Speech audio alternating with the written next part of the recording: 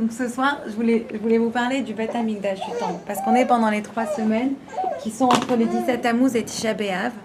Et pendant ces trois semaines où on est en deuil. On est en deuil pourquoi? Parce qu'on nous a détruit le temple, on a détruit le Beth Amikdash. Et je voudrais qu'on discute ce soir de pourquoi c'est tellement important le temple. On peut faire sa religion, surtout nous les Juifs, notre religion, elle fait pas partie d'un endroit. Par exemple, un chrétien, il a besoin d'aller à l'église, parce que c'est à l'église qu'on communie, etc. Un arabe, il va à la mosquée, mais un juif, il peut aller prier n'importe où. Toutes les mitzvot, toutes les actions qu'on est obligé de faire, par exemple manger kasher, on peut manger kasher partout. Pour être juif, on n'a pas besoin d'un endroit. Et pourtant, on voit que c'est tellement important quand on parle de cet endroit-là qui est le temple. Quand on parle du Beth Amikdash, du temple, tout le temps on nous dit c'est très très important on va le prendre avec moi. Non, mais c'est ok. Tu veux que je le prenne? Non, c'est bon, je vais le mettre avec la couverture. Voilà. C'est encore plus sympa de le voir. Voilà. Moi, tu ne vas pas le mettre en... Voilà, par derrière. Donc, quand on parle du Beth Amikdash du temple, on parle du grand deuil. Pendant 3 semaines, on est en deuil. On a le Tisha B'Av, le jeûne de Tisha B'Av, on ne mange pas carrément pendant un jour. Et on a le jeûne du 17 Tammuz, aussi on ne mange pas, donc carrément 2 jours on ne mange pas à cause de ce temple. Qu'est-ce qui est si important avec ce temple? Qu'est-ce qui pose tellement un problème de ne pas avoir de temple? Et je voudrais commencer par justement la seule partie qui nous reste du temple aujourd'hui, c'est le Kotel, le mur des lamentations. Le Kotel Amaravi, le mur des lamentations. Et ce mur, on ne l'avait pas regagné jusqu'en 67, quand il y a eu la guerre des 6 jours. Et on raconte cette histoire qui est très belle, que les soldats ils sont arrivés devant le Kotel. Et c'était tellement difficile, c'était tellement franchement très difficile de la voir et tellement émouvant. Et on dit que tous les soldats, surtout le rabbin, les soldats religieux, ils se sont mis à pleurer en arrivant devant le Kotel. Et il y avait un soldat il y avait un soldat qui n'était pas du tout religieux, vraiment il n'avait pas montré qu'il était du tout intéressé par la religion ni rien, et pourtant il s'est mis à pleurer. Alors les autres soldats ils lui ont dit mais dis-moi, pourquoi tu es tellement ému toi? Qu'est-ce que ça te fait? Il dit moi je suis tellement ému parce que je ne comprends pas pourquoi vous pleurez. Ça veut dire le fait qu'il n'a pas compris pourquoi eux ils pleurent et lui ne pleure pas. Ça l'a ému terriblement parce qu'il a compris qu'il aurait dû peut-être étudier un peu plus, comprendre un peu plus l'importance de ce mur. Exactement. Ça l'a fait pleurer. Et donc, ce soir, je voudrais justement nous comprendre pourquoi il faut pleurer de cette destruction du temple. C'est parce qu'ils sont contents d'être là et de faire leur prière. Voilà, mais pourquoi un autre mur, pourquoi pas ailleurs? Pourquoi cet endroit-là spécifiquement? Pourquoi cet endroit-là? Pourquoi cet endroit-là, il est tellement important? Et d'ailleurs, il ne faut pas qu'on se trompe, cet endroit-là, il est très important pour nous. Et puisqu'il est très important pour nous, il est devenu très important aussi pour toutes les autres religions. Regardez, tout le monde veut une partie de Jérusalem. Jérusalem, c'est une toute petite ville. Par exemple, les pays arabes, il y a tellement de pays arabes tout autour d'eux, ils ont la Mecque, etc., ils ont tout. Pourquoi c'est tellement important pour eux d'avoir cette partie-là, d'avoir cette ville-là? Il y a vraiment quelque chose de très très spécial en relation avec cet endroit-là. Alors c'est quoi?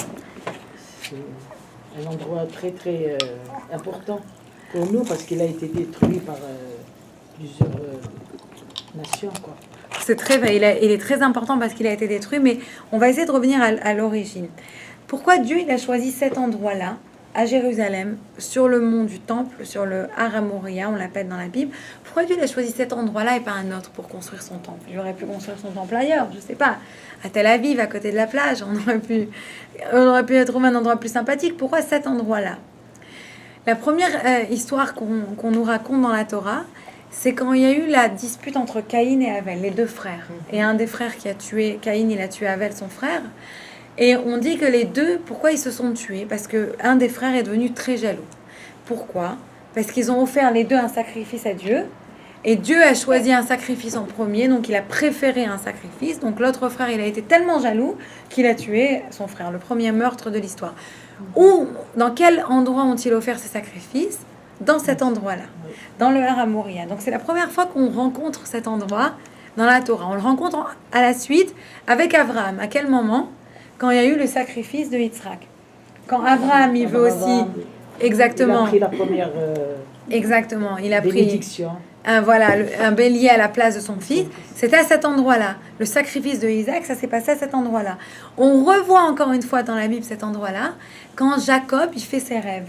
Quand Jacob, il veut se sauver de Ésav, son frère, et il s'endort donc en Israël avant de partir d'Israël, d'aller voir son oncle, Lavan.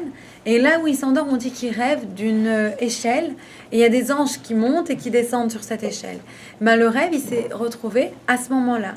Et on dit justement que Jacob, il a entouré sa tête avec des oreillers, et on dit que c'était en fait, il a commencé, quand il a mis ses oreillers, c'était les fondations du temple. Il a posé à ce moment-là les fondations du temple, la pierre, exactement. C'est une des pierres fondatrices du temple. Donc on voit cet endroit qui est très spécial. Et l'endroit de Jacob, il est très spécial. Pourquoi ? Parce que c'était un endroit où même Jacob, et c'est d'ailleurs le premier texte que je vous ai mis, et pour Internet, je l'ajouterai. Je vais prendre mes lunettes pour le lire. Tu veux nous lire le texte ? Ok. Le premier. Le Genesis 28. Uh-huh. Et Jacob se réveilla de son sommeil, et il dit, en effet Hachem est en ce lieu, et je ne savais pas. Et il eut peur, et il dit, comment ce lieu est imposant. Tarkum Onkelos, ce n'est pas un endroit normal. Ce n'est que la maison de Hachem, et c'est la porte du ciel. Tout à fait. Donc, en fait, Jacob, il dort, il fait ce rêve, et quand il se réveille, il se dit, il a vu quoi en tout compte fait ? Il a vu une échelle et des gens, des anges qui montent, qui descendent. Et il se dit, waouh, je me suis pas rendu compte qu'en fait, ça, c'est l'entrée pour la maison de Dieu. C'est tellement un endroit important que c'est par là qu'on peut rentrer dans la maison de Dieu. Donc déjà, on a un peu une idée pourquoi cet endroit, il est tellement spécial. Parce que quand on va à cet endroit, c'est pour ça qu'on l'appelle le mur des lamentations, parce qu'on se lamente. Pourquoi ? On pleure. Oui, pourquoi ? Parce que Dieu, il nous entend encore plus quand on est à cet endroit. Et pourquoi Dieu, il nous entend encore plus ? Jacob, il nous a dit déjà, parce que c'est la porte, c'est l'endroit où on peut rentrer dans la maison de Dieu. C'est l'entrée. Donc on voit déjà que c'est un endroit très, très important. Et on va continuer avec cette histoire plusieurs années après. On raconte cette histoire de ces deux frères. Un qui était marié, qui avait des enfants, et l'autre qui n'arrivait pas à trouver de femme, qui n'avait pas d'enfants. Et le frère qui est marié, qui avait des enfants, les deux, donc ils possédaient les deux un champ en commun, un champ de blé, donc ils récoltaient, ils cultivaient, etc. Et voilà que ces deux frères, ils s'adoraient. Mais ils s'adoraient d'un amour très très fort. Et voilà que un soir, le frère qui est marié s'est dit, c'est pas juste que moi j'ai autant de richesse que mon frère, peut-être que si je donne un peu de ma richesse à mon frère, il va réussir à avoir une femme un peu plus facilement. Donc pendant la nuit, il part, il prend une gerbe comme ça de blé en plus qu'il a dans sa maison, et il l'emmène chez son frère, dans le champ, dans le côté de son frère. Une heure après, son frère, il tourne. L'autre frère, le célibataire, il dit, c'est pas juste que moi j'ai autant de blé, de possession, je vais donner une partie à mon frère parce que lui, il est marié, il a des enfants, il en a plus besoin que moi. Et voilà que tous les soirs, les deux, chacun, il emmenait un peu de son champ à l'autre. Jusqu'à ce qu'un soir, les deux, ils se réveillent au même moment, ils emmènent la gerbe au même moment et ils tombent dans les bras l'un de l'autre. Et ils disent, waouh, je comprends maintenant pourquoi j'ai toujours le même nombre. Et je comprends. Il dit, mais à ce point-là, on s'aime, ils ont vu à quel point ils s'aimaient, ils sont les deux enlacés, ils ont pleuré. Et on dit que cet endroit-là où ils ont eu ces larmes de ces deux frères, c'est à cet endroit qu'on a construit le temple. Pourquoi ? Parce que le temple, il est construit sur l'amour. Il est basé sur l'amour de son prochain. Et cet amour, il était très fort que ça a touché Dieu à tel point qu'il a dit, moi, je veux mon temple construit à cet endroit-là. Donc, on parle toujours du même endroit. Et on raconte justement que si le temple, il a été détruit, c'est parce qu'il a eu la haine gratuite. Les gens, ils commençaient à se détester. Les gens, ils commençaient à se disputer, à s'envier. Ils étaient devenus envieux, jaloux, méchants. Et donc, Dieu, il a dit, écoute, je peux plus garder ce temple, je le détruis. Je préfère construire un temple quand les gens, ils auront appris leur leçon, que garder ce temple qui est complètement basé sur la haine. Ça, je ne veux pas, je n'aime pas. Et donc Dieu, il a détruit le temple. Et donc les sages, ils nous disent, si on veut reconstruire le temple, qu'est-ce qu'il faut faire ? L'inverse de la haine gratuite, qui est quoi ? L'amour. Retrouver cet amour de ces deux frères. Comment on peut aimer son prochain ? Le Rabbi Lubavitch, il pose une question très intéressante. Il dit, comment tu peux aimer ton prochain ? Il y a des gens que tu ne peux pas supporter. Il y a des gens que tu n'aimes pas. Il y a des gens qui sont méchants. Comment tu vas réussir à les aimer ? Quelqu'un, et tu l'aimes pas, on ne peut pas t'obliger à aimer quelqu'un. Et d'ailleurs, Rabbi Akiva, qui est un grand rabbin, il disait, aime ton prochain comme toi-même, c'est une grande mitzvah de la Torah. C'est une grande mitzvah de la Torah. Ça veut dire quoi, c'est une grande mitzvah de la Torah ? Tu ne peux pas obliger quelqu'un à aimer Tu peux lui dire, ok, mange cachère, ok, ça, tu peux lui dire. Mais aimer, c'est des sentiments. Tu peux pas obliger quelqu'un à avoir des sentiments, c'est débile ça, c'est trop difficile. Alors, on te donne j'ai trouvé plusieurs idées. Le rabbi donne une explication très intéressante. Il dit en fait, quand on te dit aime ton prochain comme toi-même et que t'aimes pas ton prochain, comment tu peux y réussir? C'est quand tu vois ton prochain, tu le vois pas comme une personne, mais tu le vois comme une partie de Dieu. Parce qu'en fait, qui on est nous? On a été créé et on a en nous une partie de l'âme de Dieu. C'est notre âme divine qui nous donne la vie. Sans l'âme divine, on n'a pas la vie. On est juste un corps. On est juste comme un animal. Un animal, il veut manger, il veut boire, mais il n'a pas de sentiments. Et donc ça change. Parce qu'on a l'âme de Dieu. Et chaque personne, elle a ça en commun. Chaque personne, pour avoir la vie, elle a cette âme divine, cette âme de Dieu. Et donc c'est ça qu'on demande. C'est ça que le rabbi te dit. Quand tu vois chaque personne, ne la vois pas seulement comme une enveloppe corporelle. Vois-la comme une partie de Dieu. T'aimes pas la personne, mais peut-être t'aimes la partie de Dieu qui est dans cette personne. Et ça t'aide un peu plus à aimer la personne, la voir avec un meilleur œil. Il y a plusieurs petites choses qu'on peut faire aussi pour aimer son prochain. Par exemple, c'est avoir de l'affection réelle. Si on voit quelqu'un, il a quelque chose de mal qui lui arrive, avoir vraiment de la peine pour lui dans son cœur. On peut aussi vouloir ce qu'il y a de mieux pour lui. Sinon, on voudrait avoir une belle maison, on peut aussi vouloir qu'une autre personne ait une belle maison. Pas envier, l'inverse, vouloir des bonnes choses. On peut aussi partager la douleur quand quelqu'un il a mal ou quelqu'un il souffre, on peut essayer de les aider. On partage leur douleur avec eux. On peut aussi dire bonjour aux gens. Des fois, c'est aussi simple que ça. On voit une personne, exactement, sourire et dire bonjour. Des fois, rien que le fait de dire bonjour, ça aide la personne. Quand on dit pas bonjour, ou on passe sans dire bonjour, même si on est occupé, on a des idées, on a des pensées, on pense à autre chose, etc. Mais rien que le fait de dire bonjour à une personne, sûr. De recevoir et de faire un sourire, exactement, ça fait plaisir. Ça fait plaisir, ça change la journée de l'autre. Bien sûr. On peut aussi aider les autres physiquement ou financièrement. Quelqu'un, il a besoin, je sais pas, d'aide pour déménager. Allez, je te prends quelques cartons. Ou quelqu'un, il est dans le besoin, on lui donne un peu de tzedaka, un peu d'argent. On peut aussi essayer de faire ça. Merci. Et enfin, ce qu'on peut faire aussi, c'est par exemple ne pas juger mal les personnes, accorder le bénéfice du doute. Il y a cette histoire que j'adore raconter, je vous l'ai déjà racontée, je suis sûre, de cet homme qui voyageait. C'est une vraie histoire. Et il est à l'aéroport. Et une fois qu'il est à l'aéroport, il est en train d'essayer de manger. Il a faim. Donc il avait acheté un paquet de gaufrettes. Il essaye donc d'ouvrir son paquet de gaufrettes pour le manger. Il mange une gaufrette et la personne d'à côté mange une gaufrette. Il dit attends, il n'est pas gêné, c'est mon paquet de gaufrettes. Qu'est-ce qui touche à ma gaufrette? Bon, ça continue. Il remange une, il dit ça va, une, pas deux. Il remange une deuxième gaufrette. Le voisin d'à côté dit attends, wow. Il prend une troisième avec un peu d'humeur. L'autre, il reprend une gaufrette. Il dit non, mais il exagère.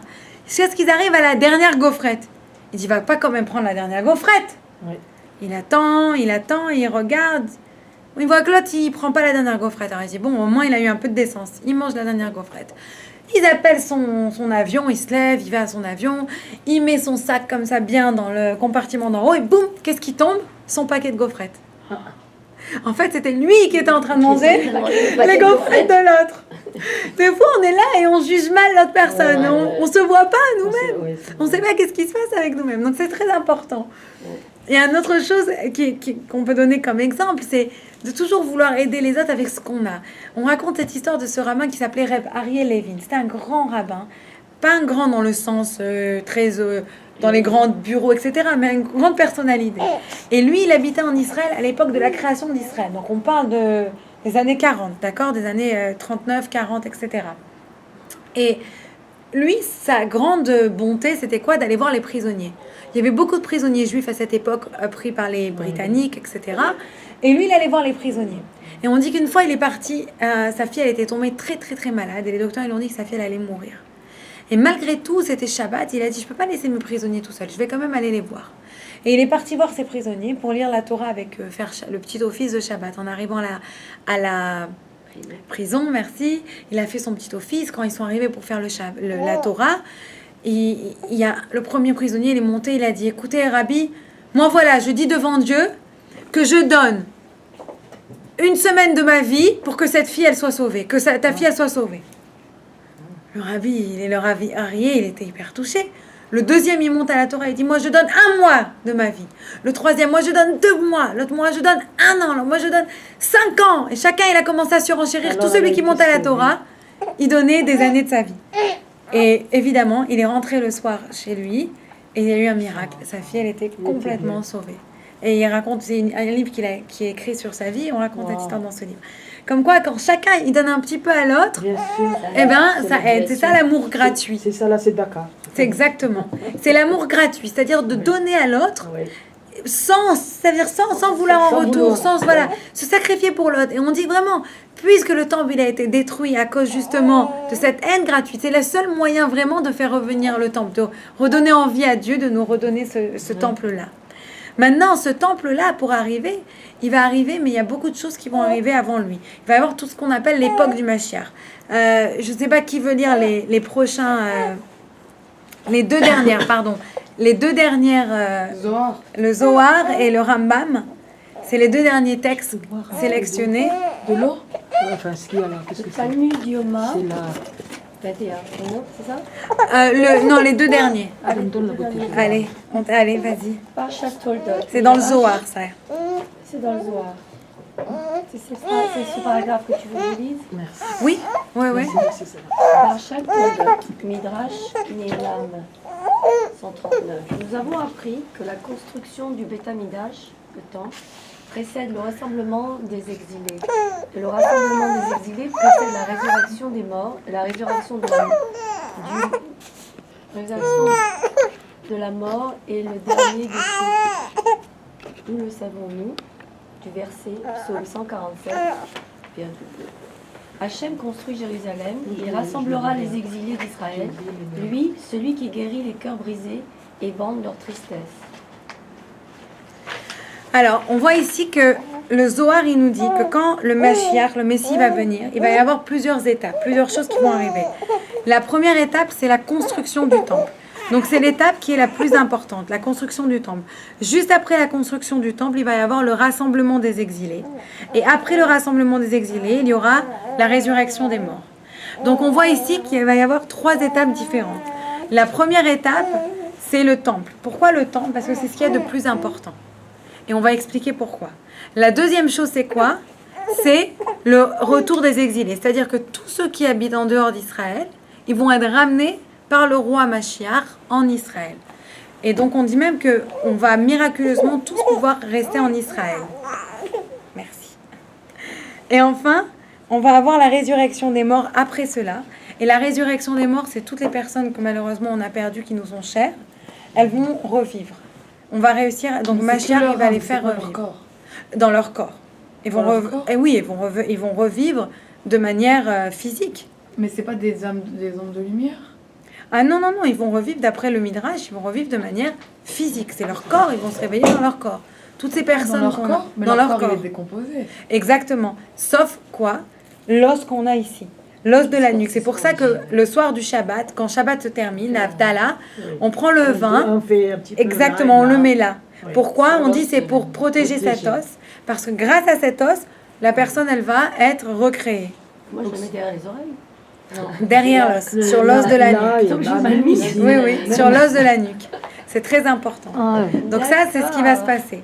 Donc on voit ici Mais que... même ceux qui sont morts il y a Oui, 90 ans? même ceux qui sont morts il y a 90 ans, ou 200 ans, Il ou y aura de la 500 place ans. pour tout le monde, on verra. Eh ben, c'est les miracles. Après, il y a plusieurs avis. Il y a plusieurs avis. Il y a un avis qui dit qu'ils vont revenir dans leur corps le plus récent. Si ce sont... C'est ce que j'ai entendu, c'est pour ça que je sais. Parce qu'il Si il y a plusieurs avis, voilà. Donc dans le corps le plus récent, mais il y a beaucoup d'avis. Mais un des avis dit ça. Ça va être le Dit le corps corps le entier. plus récent. Le corps, mais oui, mais c'est toujours dans n'importe quel avis qui viennent plusieurs corps ou un corps, c'est toujours le corps en entier. Donc, on voit ici que c'est des moments très importants. Le rassemblement des exilés, la résurrection des morts. Et pourtant, en premier, il y a quoi? Mais Le temple. Israël, La reconstruction du temple. Et regardez, on va voir le Rambam, Maïmonide. Tu veux nous lire le dernier? Alors, qui veut nous lire? À l'avenir, Moi, le j'ai roi oublié, Messie mais je peux pas lire. s'élèvera et la dynastie de David se renouvellera et sera restaurée à sa souveraineté initiale. Il va construire le temple et rassembler les dispersés d'Israël. À cette époque, il n'y aura ni famine ou guerre, envie ou concurrence. La bonté, il manque les accents. Hein. Oui, La parce que bonté jaillira j'écris dans à l'abondance. l'américaine. Hein. Et tous les délices seront disponibles gratuitement comme la poussière. La seule occupation du monde entier sera de connaître Dieu. Par conséquent, les Juifs seront de grands sages et connaîtront les sujets cachés, afin de saisir la connaissance de leur Créateur, selon la pleine mesure du potentiel humain, comme il est écrit. Essai 11.9. Le monde sera rempli de la connaissance de Dieu, comme les eaux couvrent le fond de l'océan. Donc le Maïmonide, le Rambam, il nous décrit ce qui va se passer. Il y a tout un livre qui s'appelle les Melachim, les lois du roi, etc. Les lois des rois. Et donc dans ces lois-là, il nous dit que quand le roi Mashiach il va venir, parce que ça va être un roi, quand il va venir, il va faire en premier la même chose, il nous dit. D'abord, il va reconstruire le temple, et seulement après, il va ramener tous les exilés en Israël. Donc on voit que n'importe quel côté on voit, on nous parle toujours de quoi en premier? De ce temple. Donc on voit que ce temple-là, il a vraiment une grande importance. Entre parenthèses, quand Mashiach reviendra, il y aura beaucoup de choses. Juste pour nommer les choses les plus connues, on nous dit qu'il y aura cette guerre de Gog et Magog. On ne sait pas maintenant, on n'en parle pas beaucoup de cette guerre de Gog et Magog, parce que d'abord, on ne sait pas qu'est-ce que ça veut dire Gog et Magog. Est-ce que c'est deux personnes, une qui s'appelle Gog, l'autre qui s'appelle Magog, ou est-ce que c'est deux nations qui sont allusionnées par le nom Gog et Magog? Ou est-ce que c'est une guerre qui va arriver maintenant? Ou est-ce que c'est une guerre qui est déjà arrivée? On peut considérer, d'après certains, la Deuxième Guerre mondiale comme cette guerre. C'était la guerre avec toutes les nations. Donc on ne sait pas encore. On ne peut pas en parler. On peut pas vraiment en parler. Voilà, il y a trop d'avis qui se contredisent. On ne sait pas. Par contre, les avis sont tous d'accord sur quoi? Sur la construction du temple, le retour des exilés, la résurrection des morts, la paix entre les peuples. C'est mon préféré, ça. Il y aura la paix entre les peuples, la vraie paix. La connaissance. Comme on vient de dire ici, la connaissance de Dieu. On dit, il y aura la connaissance comme les eaux recouvrent l'océan. C'est-à-dire à tel point, il y a tellement d'eau qui recouvre l'océan, c'est infini, on ne peut pas la compter. La connaissance, elle sera comme ça, infinie. Et bien sûr, quand on parle de la paix, on dit le loup et l'agneau boiront de la même eau, ils seront amis, etc. Après, il y a plein d'images qui viennent de ça. Mais on voit que le temple, c'est un moment essentiel de la venue du Mashiach. Et on raconte que David, le roi David, c'est lui qui a commencé à construire ce temple. Lui, il a commencé à construire et il a construit le Kotel. Le temple, et je vais vous montrer après plus tard c'est quoi le Kotel, parce que c'est intéressant. On pense que le Kotel, ça fait partie de l'intérieur du temple. En fait, le Kotel, c'est l'extérieur. Exactement. C'est un morceau du mur extérieur. C'est même pas tout un mur. C'est un petit morceau du mur extérieur. Donc ça veut dire que la coupole jaune... Eh bien justement, je vous ai montré. Oui, voilà. Alors peut-être on peut aller tout de suite à notre dessin. Et pour ceux qui regardent sur Internet, je voulais ajouter en attachement. Voilà. Vous voyez ici qu'il y a... Merci. Vous voyez ici que d'après ce dessin, le Kotel Amaharavi, le Western Wall, c'est vraiment une petite partie du milieu. Et que tout le Beth Amikdash, il était sur le mont du temple. Donc, par exemple, là où il y a la mosquée aujourd'hui, avec le dôme en or, en fait, c'était sur le Kodesh à Kodashim. C'est là qu'il y avait le Saint des Saints. C'est là qu'on avait le Aaron à Kodesh, où on gardait les tables de la loi et où il y avait ces deux anges qui se regardaient et qui se souriaient si tout allait bien, s'il y avait la paix, ou qui se faisaient la tête si, au contraire, il y avait des disputes au sein du peuple Et juif. cette partie, est-ce qu'on a un espoir un jour de la... Oui, de Mashiach? c'est justement ça. Et je vous ai mis en dessous, on ira après, plusieurs explications aussi le deuxième dessin, et je veux encore l'ajouter sur Internet. On voit dans le deuxième dessin que le temple, il avait plusieurs endroits. Il y avait un endroit pour les femmes, il y avait un endroit pour un mikvé, il y avait un endroit pour mettre un autel pour sacrifier des animaux, il y avait un endroit... où il y avait donc, comme on a dit, le Saint des Saints, il y avait l'étape de la loi qui était gardée là-bas, il y avait un endroit où on appelait le parvis du temple, il y avait des marches, comme on a dit dans notre cours des Télim, les 15 marches, où les Lévim, ils se mettaient sur ces 15 marches et ils chantaient, et ces 15 marches qui arrivaient à deux portes qui s'appelaient les portes de Nicanor. Il y a une très belle histoire d'ailleurs sur ces portes de Nicanor.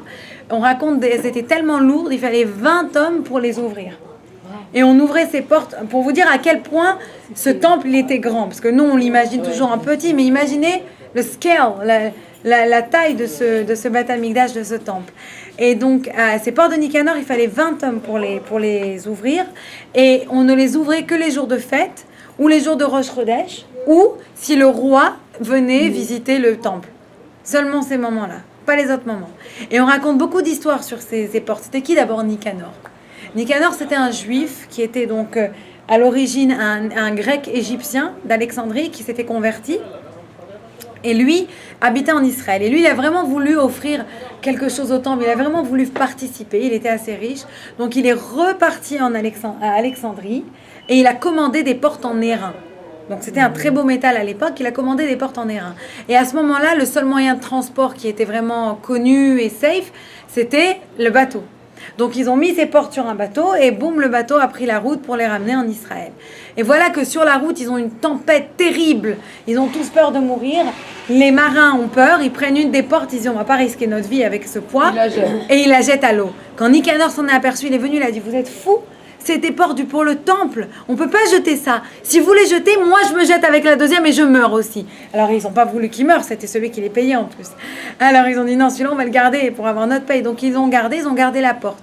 Et on dit que le ciel, il a tellement été touché par ce sacrifice, ce seul sacrifice qu'il a voulu faire, qu'il a arrêté la tempête tout de suite. Ils ont réussi à arriver sains et saufs au port. Et en arrivant au port, miraculeusement, qu'est-ce qui est arrivé exactement? La deuxième porte, elle était là en train de flotter. Donc c'était des portes assez spéciales. Et on dit que malgré que toutes les portes du temple, elles étaient recouvertes d'or pur, ces portes-là, on les a laissées en airain. On les a laissées seulement les finitions, elles étaient avec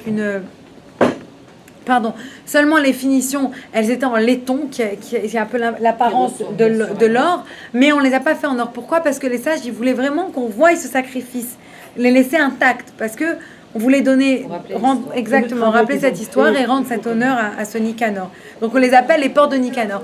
Et vous les voyez, elles étaient au milieu du temple, juste à côté, elles sont à peu près là. C'est ça les portes de Nicanor. Et à côté des portes, le reste du temps, il y avait des petites portes à côté. Donc le reste du temps, quand on rentrait, on devait passer, on utilisait les petites portes, pas ces grandes portes. Ces grandes portes, c'est vraiment devenu un signe de festivité et d'honneur. Et donc pour revenir à notre histoire du temple, qui a construit le temple? Le premier mur, ce fameux kotel qu'on voit aujourd'hui, ce fameux Western Wall, le mur de l'Ouest, c'était David Amelech, le roi David. Le roi David, c'est lui qui a construit, parce qu'il s'est dit, c'est pas normal que moi j'ai un beau palais, que moi j'ai un beau temple, que tout le monde a un palais et un beau temple, mais que Dieu n'a pas son endroit où rester, un endroit permanent. Donc il a voulu construire le temple. Mais Dieu n'a pas voulu que David construise tout le temple. Pourquoi? Parce que David, il avait fait des guerres. Et Dieu, il voulait pas que quelqu'un qui a les mains, même si c'est des bonnes guerres, mais quelqu'un qui a les mains, qui a touché du sang, puisse construire son temple. Il voulait quelqu'un qui soit quelqu'un de pacifiste. Donc il lui a permis de construire quand même ce mur-là. Et plusieurs avis disent pourquoi en fait il lui a permis de construire que ce mur-là et pas le reste. Parce que David, c'était quelqu'un que tout ce qu'il construisait, Dieu gardait ça au niveau éternel. Parce que David, c'était vraiment quelqu'un qui était un grand sadique. Il a écrit les Télim, les psaumes, etc. C'est le fils du roi. Le fils oui. de Dieu. Donc comme lui, il a créé que le Kotel Amaravi, ce mur-là n'a pas pu être détruit. D'ailleurs, on raconte que quand le deuxième temple, exactement, c'est pour ça qu'il a été détruit. Et il y a cette histoire qu'on raconte avec le deuxième temple. Quand ils ont détruit tout le deuxième temple, Titus, qui est dirigé justement toutes ces armées, il a donné à son général, son chef, son grand général qui s'appelait Aspianus. Ils avaient des noms, si tu cherches des prénoms pour ton futur bébé. Aspianus, il lui a dit, c'est toi que je mets en charge, j'ai terminé de tout détruire, tu détruis ce mur et tu rentres à Rome. Et il a évidemment essayé, il n'a pas réussi à le détruire. Maintenant, il tremblait. Parce qu'attention, à l'époque, on rigolait pas. T'arrives pas à détruire, t'es jeté dans la fosse au lion, tu meurs, on te tue tout de suite. Ouais. Il a dit, mais qu'est-ce que je vais dire? Il n'a pas réussi à détruire. Tout ce qu'il a amené pour détruire, c'est lui qui était détruit. Ah, mais pour ce mur. Pour ce mur, ce kotel, il n'arrivait pas. Donc il est parti revoir le grand général, il a dit, écoutez, je m'excuse. Je ne l'ai pas détruit, mais j'ai une raison pourquoi je ne l'ai pas détruit. Il lui a dit, ah oui, pourquoi? Il était prêt à le tuer. Il lui a dit, parce que je veux que les gens ils réalisent ta grandeur, ils réalisent qu'est-ce que tu as détruit. Si j'ai tout détruit, on n'aurait plus rien vu. Ils vont pas te croire. Là, c'est gardé un petit peu, ça te fait un souvenir. Garantie. Alors ça a calmé, il s'est pas fait tuer. Il n'était pas bête. Il s'est pas fait tuer. Mais en fait, la vraie raison, c'est parce que c'est David Amelech, le roi David, qui a créé ce mur, qui a construit ce mur. Alors rien ne peut être construit. Et c'est pourquoi aujourd'hui, nous aussi, on ne peut pas construire. Pourquoi? Et maintenant, s'ils veulent Hachem est mort, mais si quelqu'un veut le détruire. Je sais pas, faudrait essayer, mais on peut pas. C'est un mur qui est éternel. Non, c'est un mur qui est éternel, mais Hachem est mort, si Ahmadinejad il veut le détruire. Écoute, je sais pas, mais avec toutes ces guerres et ces missiles et tout, Dieu merci. Ça sera jamais détruit. J'espère pas, non.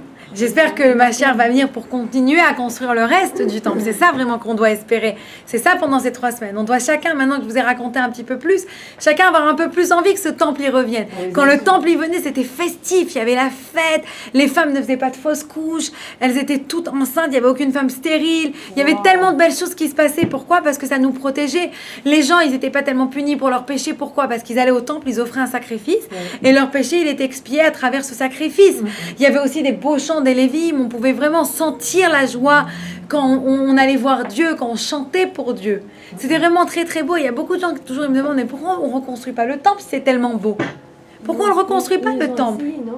Alors il y a plusieurs avis, mais la vérité, tous les sages se mettent d'accord sur la construction du temple, c'est pas si simple que ça. Il faut un avis, il faut un prophète pour nous aider déjà à décrypter. Exactement, c'est trop dur. Il y a trop de lois à suivre, il y a trop de règles minutieuses, et il y a trop de miracles qui doivent se passer. Par exemple, un des miracles, je vous l'ai mis justement, et c'est numéro 2 et 3 de la liste avec le petit dessin de cette liste, que je vais mettre aussi sur Internet. Je vous le lis rapidement. Rabbi Yoshua dit, et je vais expliquer, nous avons une tradition de nos ancêtres que l'espace du Aaron n'est pas compris, c'est celle-là, dans les mesures.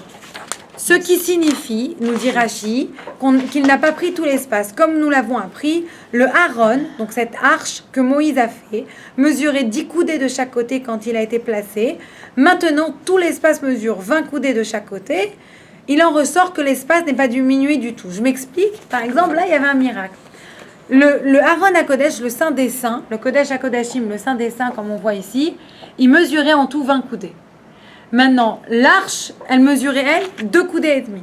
Pourtant, quand on mesurait de chaque côté de l'arche, ça faisait 10 coudées de chaque côté. 10 plus 10, c'est 20. Ça make pas de sens. Normalement, on devrait avoir moins 2,5. Non, c'était miracle. C'était au-delà du temps. C'était au-delà du temps. D'ailleurs, quand Jacob il se réveille de son rêve, il va utiliser 2 noms. Il va dire « j'ai vu Dieu », mais il va utiliser 2 noms. Il va dire Elohim et Adonai. Je le dis juste pour le cours. En général, on ne dit pas le nom de Dieu en vain, mais là, je fais pour le cours.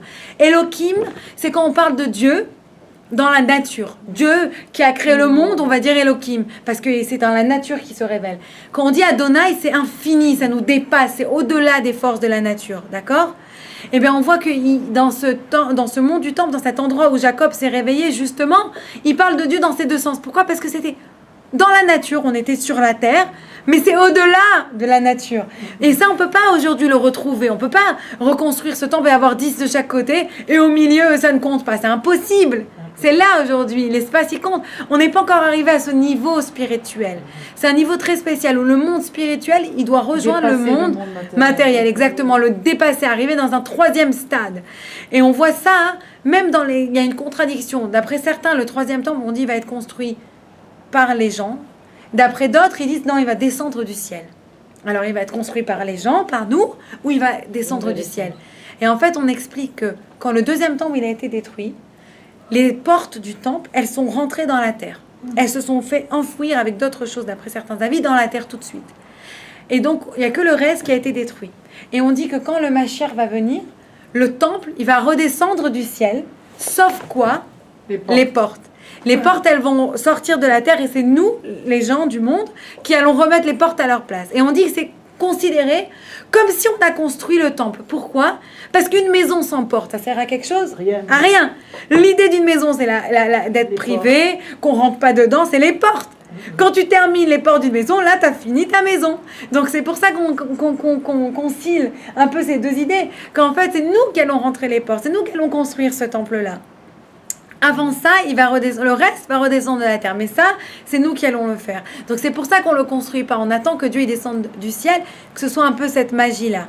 Et donc, je vais terminer justement avec ces souvenirs qu'on a aujourd'hui. Aujourd'hui, dans